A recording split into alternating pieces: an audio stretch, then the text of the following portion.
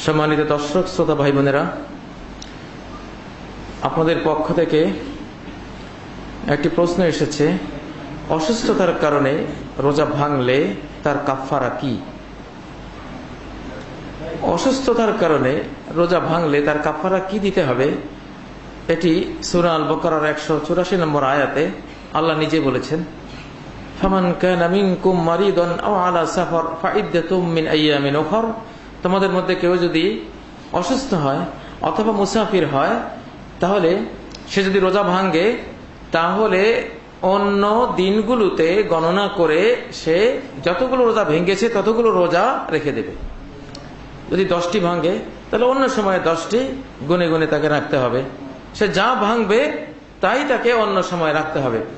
অসুস্থতার কারণে কারো যদি রোজা ভাঙতে হয় তাহলে তার কাফারা হলো এই রোজাগুলি কাজা করে দেয়া। কিন্তু যদি এমন অসুস্থ হয় যে অসুস্থতা থেকে সে আর কখনো সুস্থ হওয়ার সম্ভাবনা নেই, অথবা এমন বৃদ্ধ হয় যে বার্ধক্যের কারণে রোজা রাখার আর কখনো তার সামর্থ্য ফিরে আসবে না, তাহলে তার ব্যাপারে বিধান সেই 184 নম্বর আয়াতে রয়েছে সূরা আল বাকারার, ওয়ালাল্লাযিনা ইউতিকুনাহু ফিদিয়াতুন তুআমু মিসকিন। যারা রোজা রাখতে গেলে সর্বশক্তি ব্যয় হয়ে যাবে, রোজা রাখতে পারবে না স্বাভাবিকভাবে, তাদের জন্য বিধান হলো ফিদিয়া দেয়া, মুক্তিপণ দেয়া।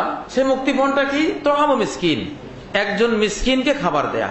এক বেলা পেট ভরিয়ে একজন মিসকিনকে খাবার দিলে একটি রোজার কাফারা হয়ে যায়। ফামান তাতাওয়া খায়রান ফাহুয়া খায়রুল লাহ।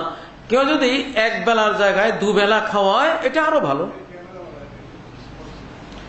তাহলে এমন অসুস্থ যদি হয় যে অসুস্থতা থেকে আর কখনো সে সুস্থ হবে না, বা এমন বৃদ্ধ হয় যে বার্ধক্য থেকে আর সুস্থ হওয়ার সম্ভাবনা নেই, তাহলে তার জন্য বিধান হলো ফিদিয়া দেয়া।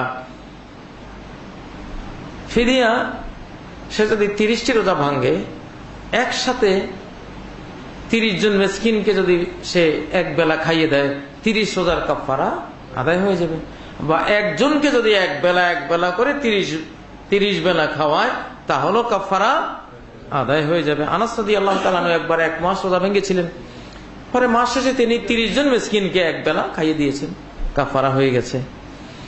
এখানে তৃতীয় আরেকটা অবস্থা হলো, যদি রোগী এমন হয় যে তার সেন্স নাই, সেন্সলেস রোগী, তার ব্রেন ঠিক নাই, তার কোনো চেতনায় নাই, আলঝেইমার রোগী, সে বলতেই পারে না,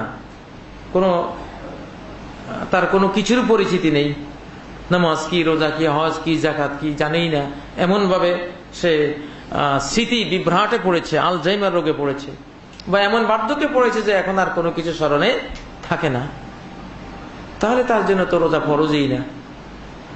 এই ধরনের অসুস্থ রোগীর জন্য কোনো কাজাও নাই, কোনো কাফারাও নাই, ফিদিয়াও নাই, কারণ তার উপরে তো এটা ফরজই হচ্ছে না।